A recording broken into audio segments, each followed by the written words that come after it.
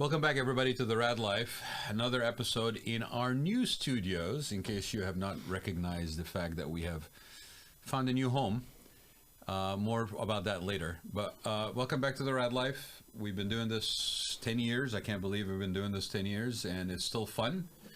But every once in a while, you got to reinvent. You got to reinvent. You got to reignite. You got to do a whole bunch of stuff that's exciting and challenge yourself outside your comfort zone. So the Raad Life, if you haven't joined us before, it's where we dig into stories behind people shaping community, leadership, and legacy, especially those of us who have come up as part of Gen X, with one foot in the analog world and one boot planted in the future. Planted somewhere, hopefully it's in the future versus some other places that I won't mention. But today I'm sitting with someone who, we were talking about this before we got on the air. I said, who quietly and powerfully, and he said, I'm not so quiet sometimes, right? so my friend Laval Brewer, who's been doing the work. He's been doing the work. He's currently the president and CEO of South County Outreach here in Orange County, and he's been leading from a place of deep compassion. He's always done that, even in his previous roles in the nonprofit sectors. He's got a gritty resilience, I think. Yeah, you can say that. You take gritty's real. Resilience. Yeah. He's got a gritty resilience and definitely a purpose-driven vision for everything that he's been involved in over the last 3 decades. We're talking more about not just titles and programs. We're getting to the real stuff. We've been doing this for 10 years. We try to get into the real stuff. Guess what? We're even elevating that now. Now that I'm 60, I don't care. We're getting into the even more real stuff. And what makes a leader, how a life of service shapes a soul, right? And if you don't know what that means, go volunteer. You'll find out what I'm talking about. And what it means to grow, adapt, and still care after all these years. I mean, 30 years of doing something and giving of yourself from a service a heart and with that kind of purpose, it takes a toll. It's you're giving beyond just transactionally. Yeah. You're right. There's a passion pursuit in everything that you touch, people's lives that you impact, and there's a deep responsibility, I think, that comes with that. And I guess that's the SEC telling us I should stop basically pontificating too much. So pull up a chair, guys. This is one of those conversations that I think you'll want to sit down with us on. And with that, I will ask my first question of my friend Laval here. So, people probably know of you. They know you around the county, right? You've been involved, like I said, in a number of different roles in a nonprofit capacity. Yeah. And when somebody asks you, what do you do? Because, it's one of those 3 questions that everybody asks, right? What do you do? Yeah. Where do you live? What do you drive? Can we come up with better questions, please? Please. Right? But what do you do? So how would you, for somebody who doesn't know you and says, what do you do, Laval? What do you say? How do you explain what you do? Often people will say, where do you work? What do you do? Or they'll ask me, why are you in this type of work? And my initial answer is always, I needed a job and I need to pay my bills. Right? And it throws people off when I say that. Literally, that's my answer. I need a job. Why are you doing this? Why are you working for South County Outreach? I need a job. I need something to do. Obviously, that's not the answer. I know that's not the answer. Right? And ironically, most people will probably say, "Oh, well, that's good. That was. Yeah. I'm satisfied. Thank you for telling me that's what it was." The reality of people saying, "Wow, that's awesome," is innumerable. But especially in this field of being in a nonprofit field, right? Mm-hmm. Usually, and I'm not sure, but my experience has been that when you inquire a little bit deeper, you get the usually answer. There's a journey. There's a path. There was a calling of some sort. There was maybe even an incident in somebody's life. Like I know a lot of people that are involved in the senior care side of things. They've had a personal impact in their lives, and then basically they find that that's a calling. Yeah. So was there anything like what's one of the things about your journey that most people would never guess? Okay, so they answer the question and then they answer the question. Yeah. What do I do? Yeah. I build community. Okay. I build community. Why do I build community? That's the second part of that question. What people don't know about me, and some people have heard the story, when I was in 6th grade, I lived in South LA. I went to Horseman Middle School. And At that time, the crack epidemic got really bad in the Crenshaw area, and my mom realized that it was no longer safe for me to go to school there. It wasn't safe for me to go to school there. I didn't know this. I didn't know this because No, she probably spared you that reality. Yeah, my family always spared us any undue pain. Although we could talk about some of the pain that happened in our lives a long time ago. But I went from a all-black middle school to Culver City Middle School, which is primarily white, but very diverse and integrated. And literally got dropped into this school. No preparation, no, okay, here's what's going to happen. Like, I got signed up, I showed up, and I'm sitting there with no friends. How old were you? I was probably 11. Yeah, so 7th grade. Yeah, that's 11, meaningful years. I mean, yeah.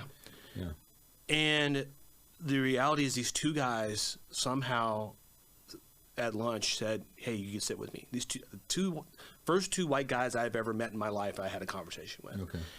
And they were just kind people, right? Fast forward, it was community that actually allowed me to be connected, that community in the school, that community that kind of said, hey, we do this, you want to come with me? And I've recognized now from my full journey, what does that really mean? What does that mean? Because it sounds like that seed of sort of belonging, yes, and kinship was planted early. Yes. So what did that mean? Now looking back at it, what meaning do you associate with it? So Saddleback Church, Rick Warren wrote a book, Purpose Driven Life. Yeah. But what people don't know is he wrote a book, Purpose Driven Church. Okay, Purpose Driven Church talks about what does it mean to be in community? What does it mean to be there? So when I think about community, and I think about how we go about building up systems and places where people can feel safe and be their best, it comes from this conversation in my head that says, what does it mean for me to be in this community? What does it mean for them to be in this community? And how do we all work together for success? When you bought your first house or bought your second house or bought your fourth house, you didn't choose some community that you didn't want to be in. No. It's a big part of when you make a decision about where to buy. Absolutely. Schools for the kids. Right. Quality of life. Right. Grocery stores. How close is it similar sometimes to the airport? Sure. Like, your support structure, family. Yeah. All those things. Right. But yet, once we buy that house, and this is what Rick was talking about, especially in South County and Orange County, which has these garage door openers, and you actually, if you have room in your garage because you haven't overstuffed it with stuff, which that's why your cars are parked outside, because my car's parked outside. We pull into this, we hit the garage door opener, we pull into the garage, and we hit the garage door opener again, and we steal ourselves from the world. Yep, and we never talk to our neighbor. Right. Why do we think there's discourse? Because we don't talk to our neighbors. And why do we? And we chose to be in that community. Yeah. We bought that house for a reason. So we need people to teach community. We need people to foster community. That's what I see myself doing. Now, obviously, we do a whole bunch of things in my organization, but the basis of this is how do we treat the people we live next to? And do you feel that that's been an current in everything that you have been involved in, like this building of community, this making of space, like holding space for people? 100%. My work at the YMCA was about bringing people together. The YMCA talked about small communities. How do you bring small communities together, and then how do you knit those small communities together into a larger community? How do we bring people into spaces where they can be seen, heard, and have a great time together? How do we foster the ability for families to know each other and love each other deeply? How do we create intergenerational opportunities for older people and younger people to come together and get to know each other? Especially these days. Yeah. So all of that is community. Now, we may call it other things, may give it a title, may give it a program name, but the bottom line is it's community. It's community. And who teaches community? Very few people teach community. You don't. It's I find that comes from either upbringing or exposure. I mean, to your point, sometimes people, if they have pets, they'll walk out of their house and actually walk the dog, right? And I find that in some cases, in my neighborhood, you could walk the dog and have other people walking the dog, and if you don't interact with one another, nobody interacts with anybody. And if you make an effort to interact, then people respond. I mean, you're right. We pull out of our garages, we go do our thing, we come back, we seal ourselves in the houses. We don't talk to our neighbor. I fortunately have a great neighbor who was my parents' neighbor before, and then I have since, I inherited the house, my parents' house. But he texts me whenever they're going out of town, or I get together with him every once in a while just to, you're right. We don't teach community. Right. So we have to. We're too busy teach teaching other stuff that's very individual versus communal.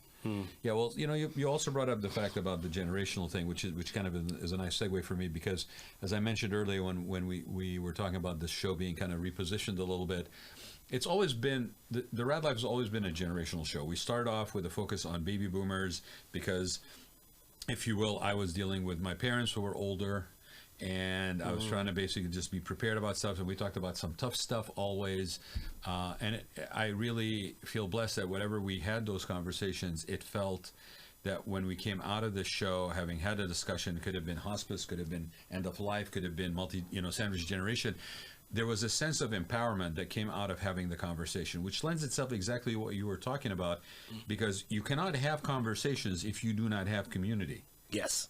And if you do not have community and you don't have conversations, there's a reason why we have discourse, and we have this connection.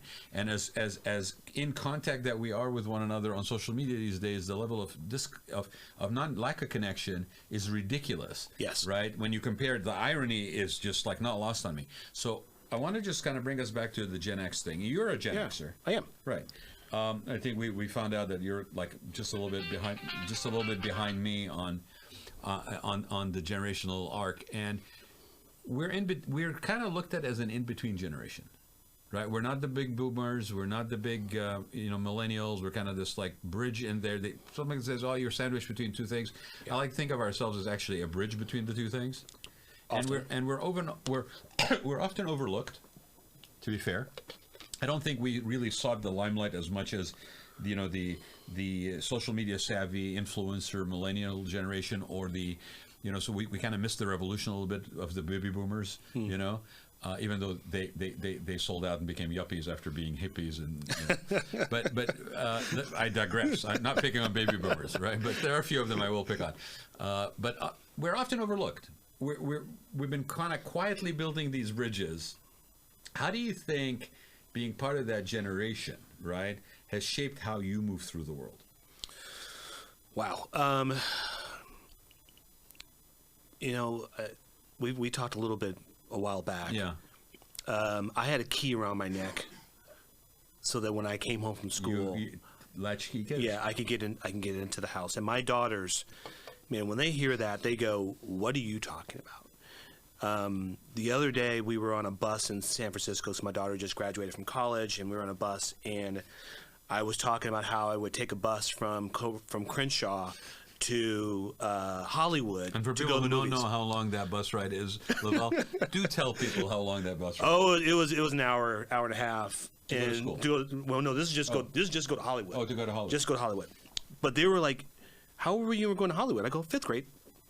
Like, by yourself? I'm like, yeah, by myself. 5th grade. And my mom didn't take me on the bus ahead of time to show me how to get there. No, you figured it out. You figured it out, right? You figured it out.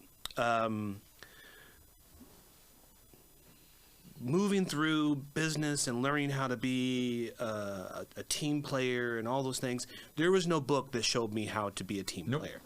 There was no book that taught me how to respond to people. There was no book that said, here's how you go about navigating a new location without any support. I think the reason why I'm able to do some of the things I'm able to do as a black man in a neighborhood that isn't always black is because I went from an all-black school, and the next day I was in an integrated school. And no one said, here's how you do it. No, there was no roadmap. There was no manual. Figure it out. Figure it out. Now, I'm not slighting the generations after me. I'm not saying that because they have a little more roadmap. No, we're not. I'm not slighting them either. I think what we're trying to highlight is with Gen Xers, there's a certain DNA that is a common thread between the generation. And again, it's a generation, just to explain to people who don't know what a Gen X generation is, it's pretty much people that are 60 now to 45. It's a 15-year spread. And some people, depending on what resource you look at, sometimes it'll bleed a little bit into the boomers and the zennials, and so I don't really look at it in terms of numbers, but it's a widespread is the point. It is. And with that widespread, there's obviously different variations and variables and different personalities, and the music isn't exactly the same. But there is a couple of things that are common. Resilience, I find, is one of them. Reinvention is another one. And we talked about this. Like if you're 45 to 60 right now, your career path, especially let's say you're in the middle, you have experienced certain downturns, economic downturns, hardships, losses. You may have lost parents. You may have, have had challenges in your personal relationships. You have developed a muscle that knows instinctively, even though sometimes it may be difficult to remember, but eventually you get back to it, that there is a day after. Yes. To quote an Annie song, the sun will come out tomorrow, right? but if you haven't been through that, because you've had 10 plus years of career path that has been nothing but straight up, stock market is booming, everything's going up, it's like working out. You have not developed that muscle. Yeah. To basically, now that you're facing a challenge, to be able to adapt and to remember, yes, we will overcome this too. That we will pivot from this. We will figure it out. I mean, I think honestly, instead of us being called I looked up Gen X one time in Wikipedia, and it said we're the slacker generation. Oh. We are the slacker generation. Well, I mean, okay, breakfast I won't club take. kind I of won't. thing. I won't take offense to that. But yeah, no, I'm not. Well, because we're Gen X, we don't take offense to that. We just roll right along, and we ignore it. But we should be the go figure it out generation. 100%. Because that's really what we did. The amount of times that my leaders of where I was working said, "Okay, go figure it out." And it wasn't, here's how I want you to do it. Right. Here's how I need you to do it. Right. Even though some of them were boomers, so they had command and control issues. Yeah. But for the most part, they just said, go figure it out, Laval. Yeah. And I looked at them and was like, okay, I'll go figure it out. You know what I will tell you, Laval? I think because instinctively, in some cases, and I'm just thinking about it while we're talking, they probably knew that we could. 100%, because they were command and control. Right. I had several command and control They people. knew that we had in us the ability to do that, and that they did not have to micromanage necessarily. I've had some kind of micromanaging bosses, but in most cases, when they said go figure it out, even though at the time it may have not felt that to us, it was almost an ability from them to identify that we have it to figure out. What it takes to get there. And we may have never taken it that way. We go, oh my God, what do you mean? Why aren't you going to help me? You're not giving me direction. But it was actually an appreciation to what we brought to the table. The amount of times that my leaders just said, hey, go figure it out. Or I brought them and said, hey, I'm thinking about this. And they would go do it. Is part of the reason why for me personally, I continued to grow. Mm-hmm. Because every time they said, go figure it out, I was like, okay. And I turned it out, and I came back, and I went, here you go. I figured it out. And then I did it again. And then we did it again. And then we did it again.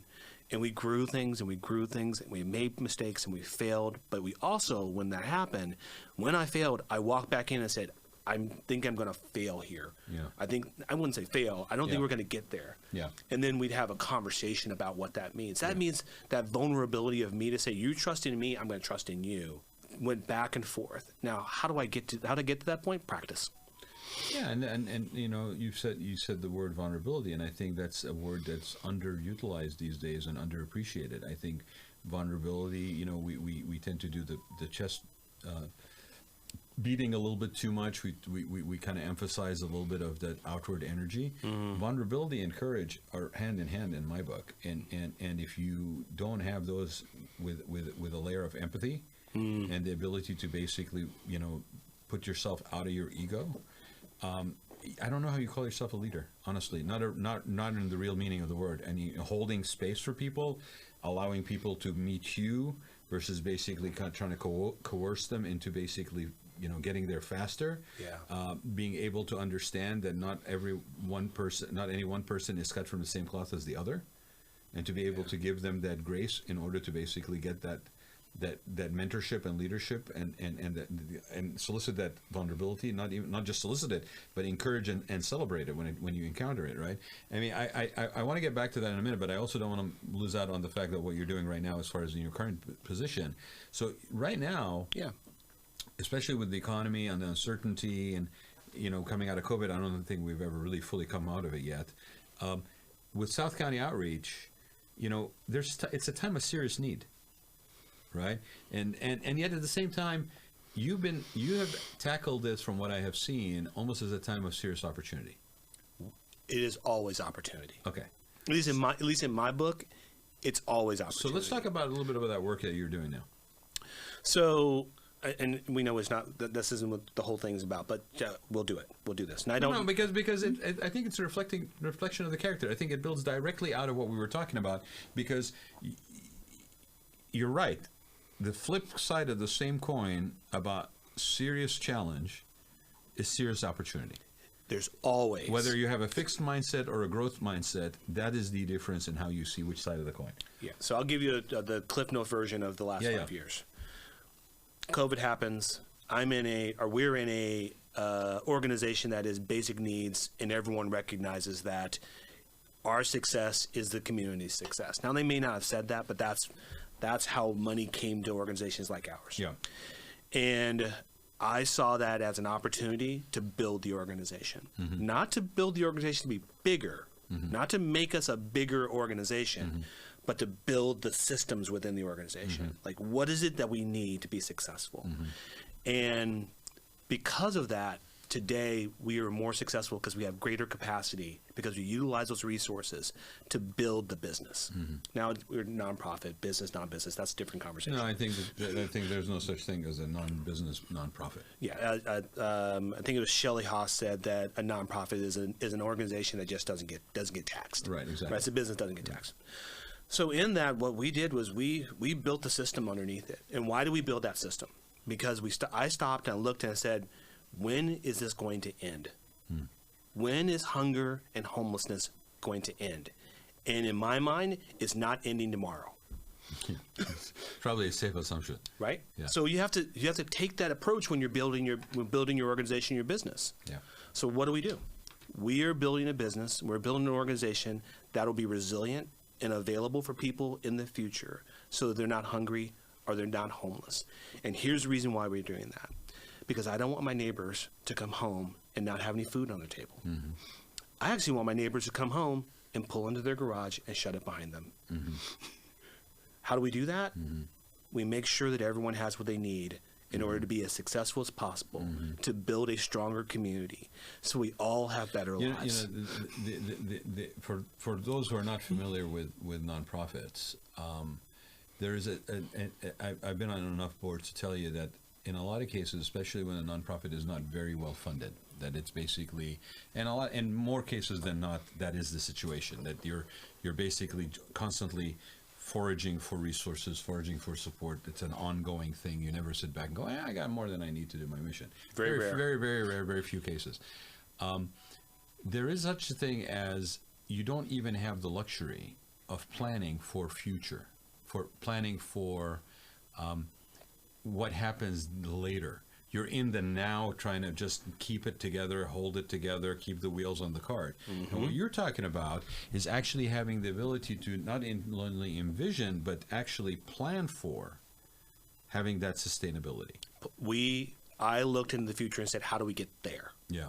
How do we get there? I actually was with executive coaches of Orange County today, and they were presenting to my Rotary Club. And one of the things that executive coaches of Orange County does is they do strategic planning for nonprofits. Mm-hmm. And in the back of my head, I was like, I wonder how many nonprofits actually have a successful long-term strategic plan. And most will say, oh, yeah, we have a strategic plan. Mm-hmm. And I was like, 3 years out? Mm-hmm. Or 5 years out? Mm-hmm. 10 years out? Mm-hmm. When I started looking at what we were doing, I was like, what's going to happen when I leave? Mm-hmm. when I leave. Not what's going to happen tomorrow, what's going to happen the next day. How do I create an organization That outlasts that me. outlasts me? And that's what we have to be looking at. We're like, so when you're building a business and you're thinking about tomorrow, then you know what? You're going to get tomorrow, and then you're going to be thinking about tomorrow again, and then tomorrow. But if you think about 10 years from now, now you have a long pathway to work your way through to get to that next level. That's a totally different strategy than tomorrow, next week, next year. Because you can look at things differently, and then you have to forecast. You have to say, what has happened in the past that will potentially be repeated in the future, and how do I navigate against that? How do I use my experiences? How do I use my learning? How do I use my network? How do I do all those things to get to a point to where in the future we are solid? So let's talk about some of the pieces that you're putting in place that actually are lending themselves to that, right? You have, I read about you had the food market expansion, right? You have a rental assistance program that's going on right now. There's a thrift store in Laguna Niguel, I think. Laguna Niguel and Laguna Hills. And Laguna Hills too. Yes. Okay. So what is this? Are all these components part of what you're talking about, of what you're building here? It is. So you may look at all those components and say they're disparate, right? Yeah. They're disconnected. They're all very connected. Okay. They have the same purpose, prevention, right? So in the hunger program, it looks like a grocery store. And people will go, wow, that's very extravagant. And the reality is it is extravagant. But you know why it's extravagant? Because when we stopped and said, what do people actually want from their grocery store? If it was free, they want their pantry to feel like a grocery store, right? That's what they would want. Now, they may not say that, and they may be happy with the food they receive, but the difference of when your dignity and the way you feel when you enter and you exit, that's what we want everyone to experience. So we created a small grocery store that functions like a grocery store, all functioning. Really cool. If you guys haven't seen it, go on line and look for it. It's really well done, and I'm even putting my designer hat on for a second here. It's very well done, and it definitely has. The thing that struck me the most about it is that it actually has dignity in the space without having to hit you over the head with it. Like, you are dealt with in a very dignified manner, walking into a place, basically seeking help and assistance in a basic staple of living, which is food.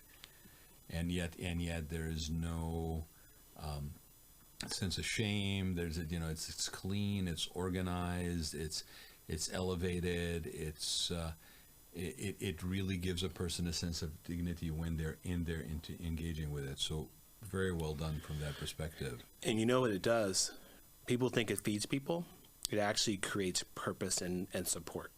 It actually creates the ability for people to say, okay, I feel comfortable here. And then they trust us. So by trusting us, because here's what we believe, no one is just hungry. Anyone who walks into a food pantry is not just hungry. They have other issues. There are other things going on. Because the reason why you're there is because you don't have enough money to feed yourself or your family. Right. Or this is the way that you go about getting food because you've always gotten food. There's that dichotomy. Right. It works on both sides. The ability for them to trust us means that when we say something to them about how they could be better out in the future, they believe us. Right. Because they go, well, you've done all this for me. You must actually believe in me. Well, you're building confidence in them to trust. Yeah. Right.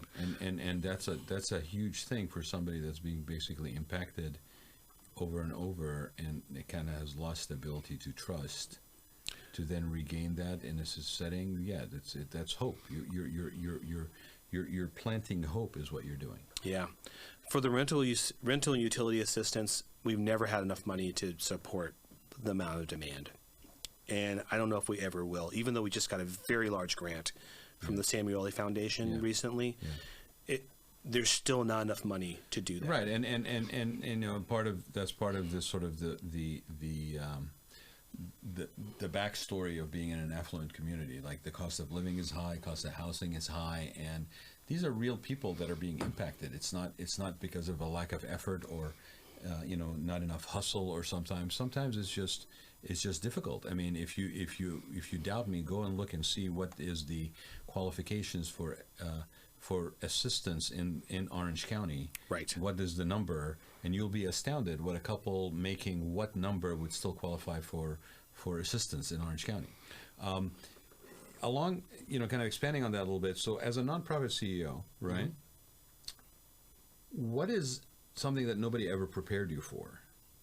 And then when things get heavy, like we're talking about right in here, right? How do you have a reset button? How do you maintain your center, your balance? Okay. Because that's a demand I feel that every, like jobs like skilled caregiving or things like that, there's a level of impact that people I don't think talk enough about, and yet it's very real as part of your daily, job responsibilities.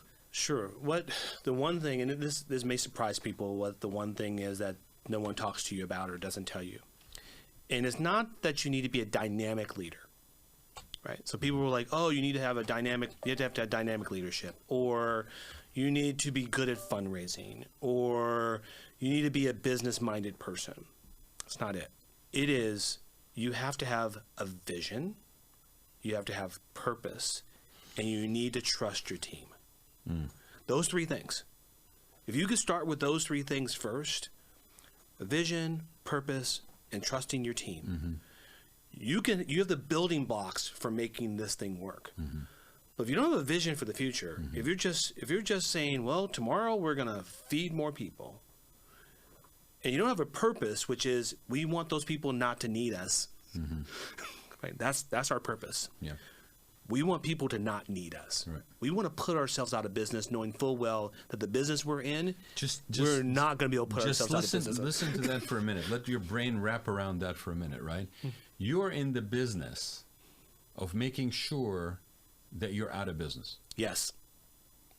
Wrap your head around that, okay, as being contrary to anything that you can think of.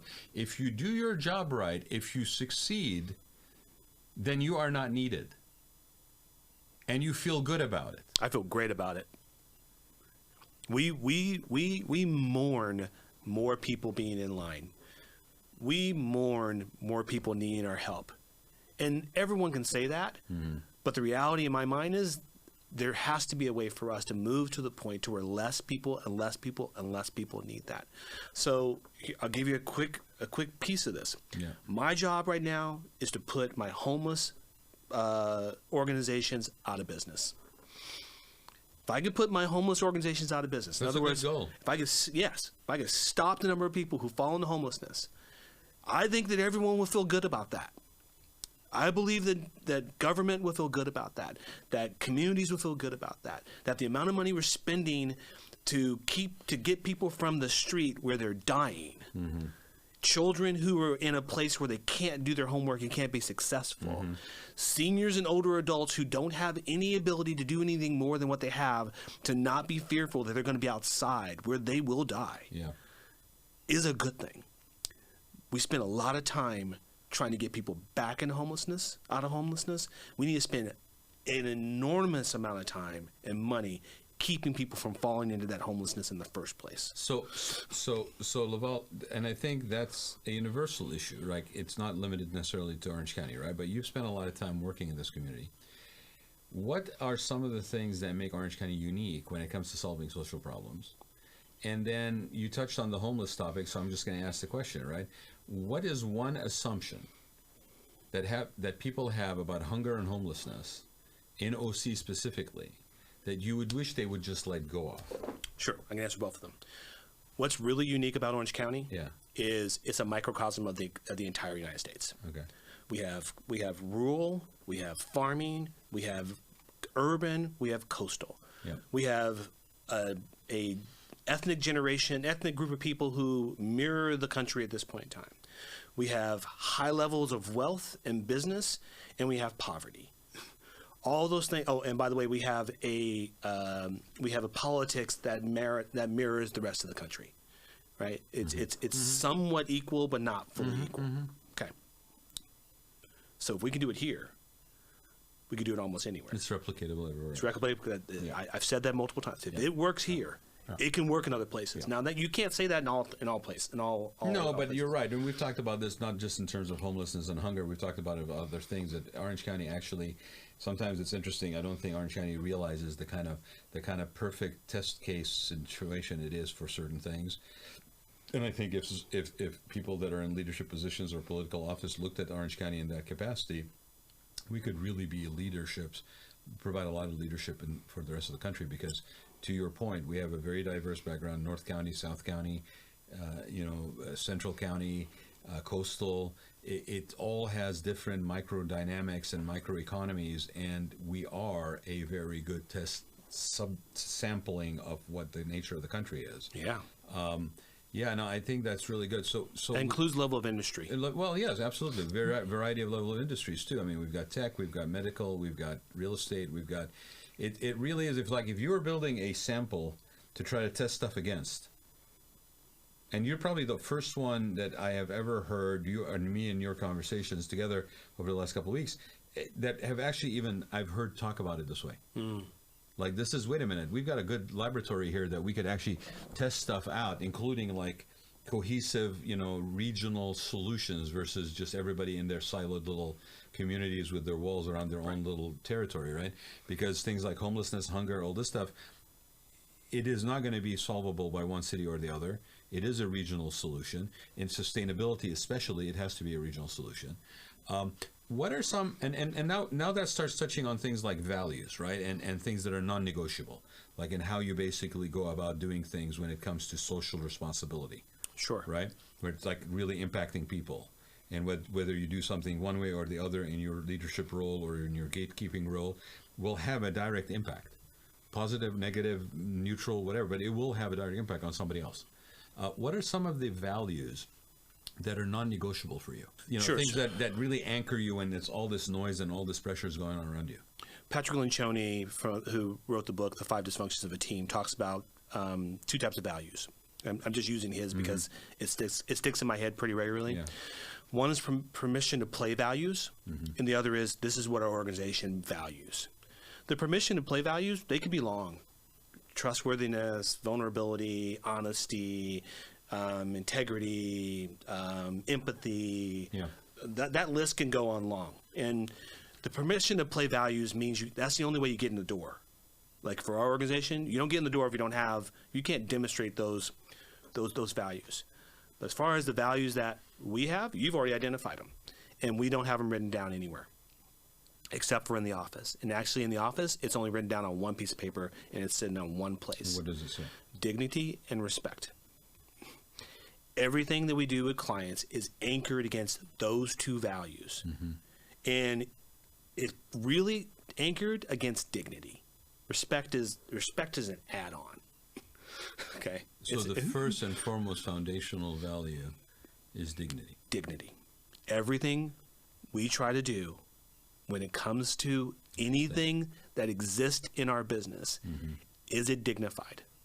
Will it bring dignity to the client? Will it bring dignity to my staff? Will it bring dignity to the community? Is it a dignified way of doing it? It is. That's us, right? In organizations who have 5, 6, 7 values, you'll never get to them all.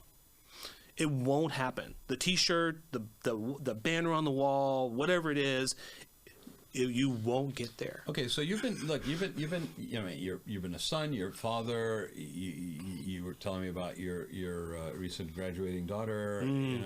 You're a friend. You've been a community leader in different roles. How do you think you'd want your kids or the next generation of leaders, okay, to learn from how you've lived and been and led? Like, what is it that legacy? What is that legacy for you? I've never really thought about how I want my kids to think about me or remember me or all that kind of stuff. As long as they remember you? Yes.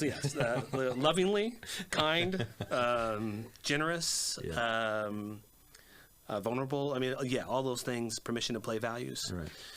Right. My daughter said the other day, we were there, and she came up and she said, one of my friends said, I like your dad. He's a really nice person. And that's not a value, right? There's no values in that statement. And she looked at the person and said, yeah, I get that a lot. And I went, I'm sorry. She gets that a lot about you? Yeah. She says, I get that a lot. And I go, I'm sorry. And she goes, oh, there's nothing to be sorry about. Mm-hmm. There's nothing to be sorry about. To be liked, to feel like, and hope I don't say anything wrong here, but to feel like when you meet me that you are my friend and you don't have a reason to think that you are my friend is incredibly important to me. Yeah. I think it beats the heck out of any kind of friggin' trophy or acknowledgement or award that you've ever given. You and I are cut from the same cloth. I think that is one of the most kind things that somebody could say about somebody. Mm-hmm. It's genuine.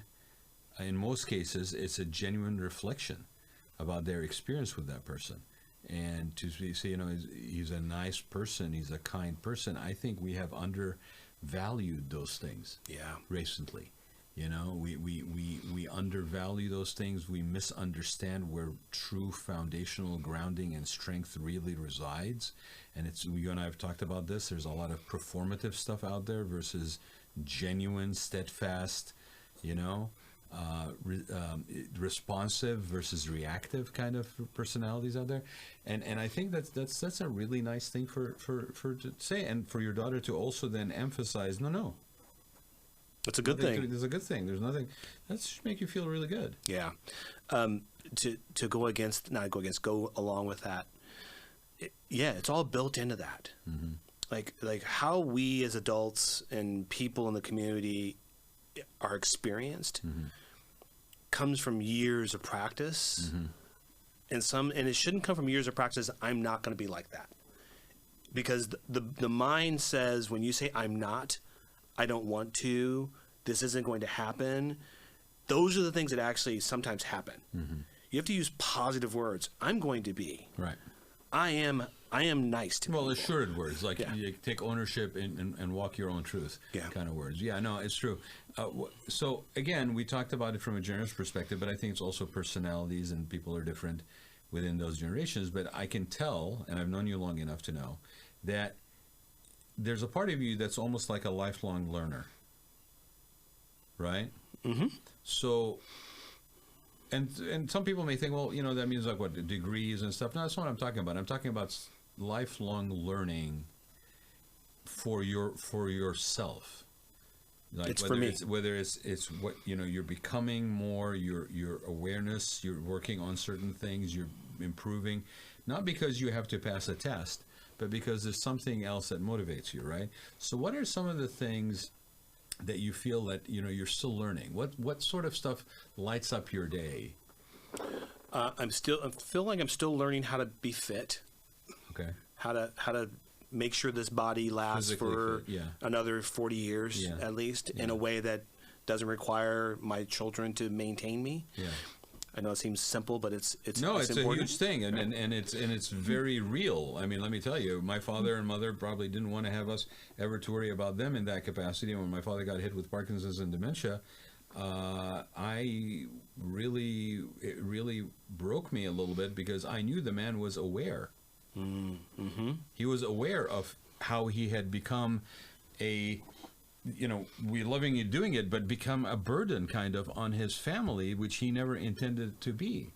And I totally understand that as a motivation. Yeah, why would you want to ever burden somebody who's a loved one with that? Yep, that's one. So get out there and friggin' work out, dudes. Don't put that on somebody else, right? Yeah. The other thing I learned from that is when I'm healthier, I'm a better leader. Yeah. My head's clearer, my body is clear, but there's no pain. That means I'm not pushing that on someone else, which I don't do. That means I'm going to hold it in, right? So I've learned how to reduce my stress. I took a 6-week sabbatical this year, and I left my organization for 6 weeks. Actually, it was more like 8 weeks because the 2 weeks before, I was cascading into that sabbatical, right? And not because I was selfishly cascading into the sabbatical, I needed 6 weeks off. It was because I had learned over the last 2 years that rest for a leader is an imperative. That a healthy mind around how we are showing up every day is imperative. Right. And that giving myself the space in my head to hear other things other than what's happening today, tomorrow, and for me, 10 years down the road, is good for the organization. Couldn't agree more. I just did a retreat in Santa Fe, and it was the same. And I think it's not a sign of weakness in any shape or form. I think it's sometimes you forget, you lose touch because of the noise and everything around you. You lose touch in the real steadfast firmness of what you are made of, and you need to take that time to step away, because when you don't take time to step away, not only does it impact you or your job or your people that work for you, it also impacts the loved ones around you. Yeah. You're burdening them with your confusion, with your leaning more heavily on them, and it's not who you are. It's just that you have forgotten because of the trials and tribulations of life. Yeah. And you need to basically take that and care for yourself. I mean, I remember when we were covering caregivers and aging agencies and stuff like that, and I was fascinated when I found out that, and I still don't see enough of it, but they were doing cruises for caregivers, and the whole thing was caring for the caregivers. And I will tell you, seeing people that were taking care of my father, for 2.5 years, they are special people that actually, they're almost like angels, honestly. Yeah. That basically do that job. Because think about if you were a person whose job was to basically care for someone that was going to basically expire, it was going to end, their life was going to end, you have built a relationship with them, and then you turn around, and what do you do as a result of when that happens? You take on another job of exactly the same thing. Mm. Yeah. I don't know about you, but I couldn't do that. And it takes a really special human being to be able to do that and to not lose themselves in the process. And so we who don't even do that, who do lose ourselves sometimes in the process of our just daily grind, we need to have an awareness to know that you need to take time. You need to recenter. You need to do it if you can on a daily basis with meditation and stuff like that. But at the same time, there are times when you have been on such a run that you need to step away. Correct. And do that. So the reason why, what motivated me to and that's move through that. And that's not weakness, by the way. That is strength. That is absolutely foundational strength to know to do that. Not for your own benefit only, though primarily you need to be in that capacity, but for everybody that you love in your life, because whether you like to admit it or you can see it or not, there is an impact that happens. It's not limited to yourself. Yeah. So let me carry that a little further. Sure.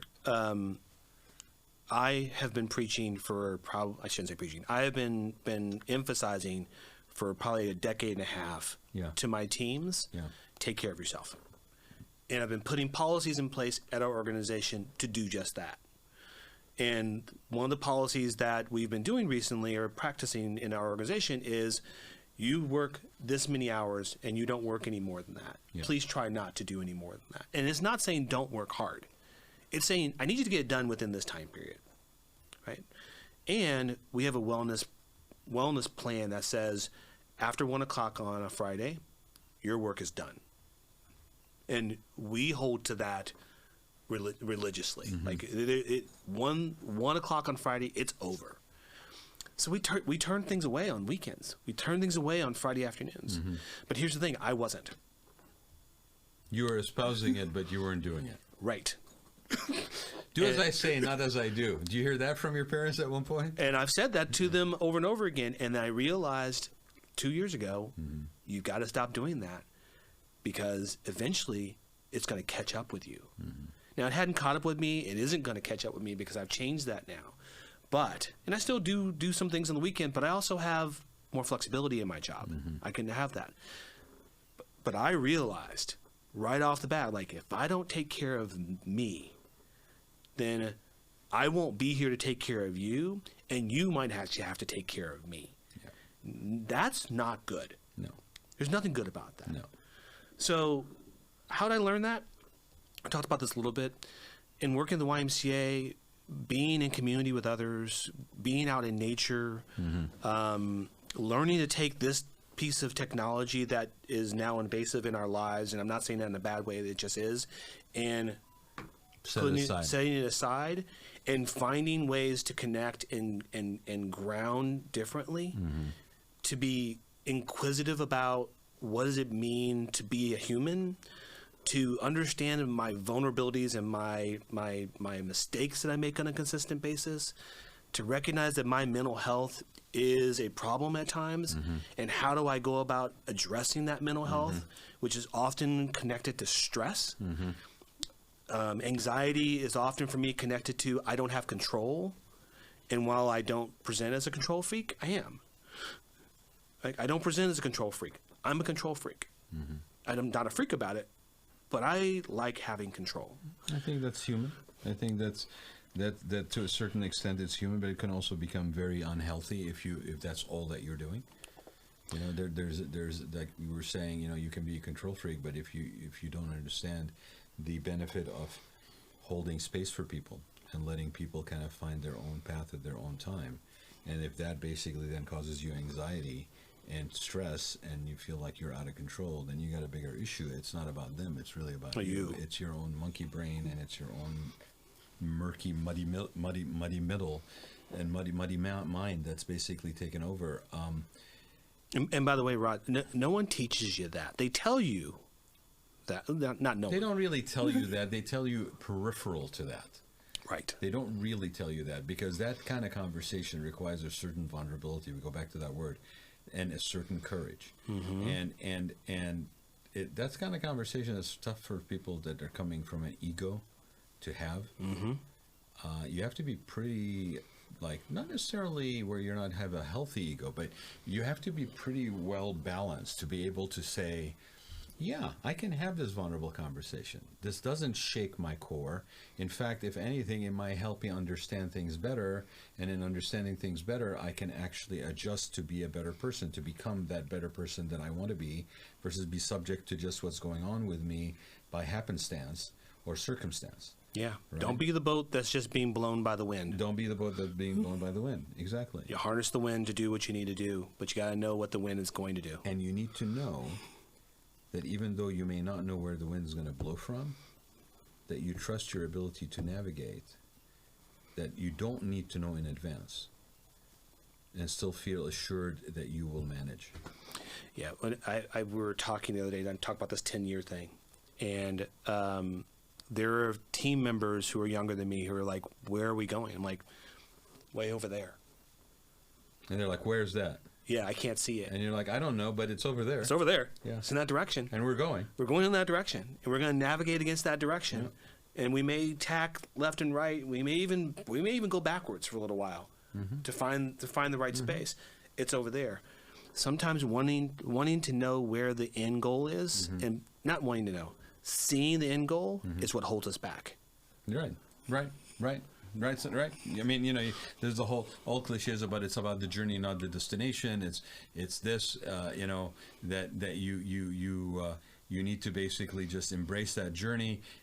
But a lot of people are driven by the destination, and it's okay to know where you're gonna go. But I think sometimes if you're so myopically focused about where you're gonna go, that unless you have a very healthy, regardless of anything, I'm still gonna pursue this, you could talk yourself out of it, and there's a certain non-describable steadfastness and assurance when you basically know you're going there.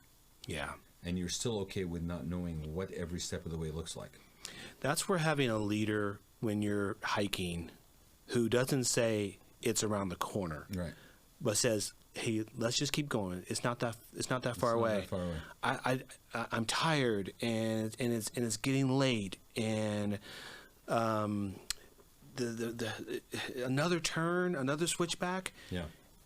And that's where that guide, and sometimes that's where the hike, literally the hike, with your shoes on, in the dirt, with friends along the trail, with a little bit to eat and some water. Yeah. And you get to that space and like, hey, we can keep going. Yeah, and those are the memories that that shape you and that you hold on to. Okay, so with that being said, if you had to write a title for the next chapter, because you've had a lot of chapters. I don't know that you've had enough chapters, but you've had a lot of chapters. What would be the next chapter called? So based upon, not based upon this conversation, but just in general, I mean, all conversations prior to this conversation did not have the impact that this conversation had, right? No, not at all.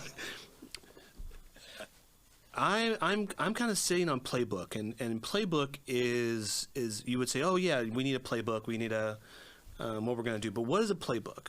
Mm-hmm. A playbook is, here's what we think we're going to do. Here are our plays to get to the end. Right? Here are our plays to get to the end. So that's what a playbook is. It's not the final thing. It's not exactly what it is like. Well, and you don't know what plays you're going to call, right? Until you find yourself in a position you're calling them. Right. Exactly. So the playbook is one. Playbook for leaders is kind of the next piece. I like that. And in that playbook for leaders, you got to remember, in the playbook, it's a team sport. So you got different players who are going to be in that play, or in the plays, or in the game. So it's really about, how do you create a playbook and know what your plays are to get you to where you want to go. So it's a playbook for leaders, and then underneath that, the three things I already said: vision, purpose, trust. You can add teamwork in there, but it's trust. Like if I'm a trusted leader, my team's coming with me. Right. If I'm not a trusted leader, my team's kind of antsy. They're like, I'm not quite sure where he's going, and why. No, I need to know more. Yeah. Maybe this isn't the right place for me. All those things. So it's vision, purpose, trust. So again, we've said it multiple times on this show in the course of this episode. Like, trust is huge. Take your pick: vulnerability, courage, trust, empathy. Those are signs of leadership. Okay, and that is my friend Laval Brewer. I said a quiet force in Orange County. Maybe you agree with me now. Maybe it was a little bit of a sort of a nod to the fact that he's not so quiet a force, but he is definitely a quiet force. And someone who reminds us that leadership isn't always about the loudest voice in the room. Sometimes it's about the steadiest. Okay? So it's something in today, if something in today's conversation really landed with you, share it. Reflect on it. This is part of why we do this in the medium that we're doing it, so that you can basically share this stuff. And maybe ask yourself what you want for your next chapter. Okay? And what do you want that to sound like? So again, thanks for joining us and riding along with the Raad Life. Until next time, keep showing up with purpose, keep listening deeply, and keep living out loud at any age.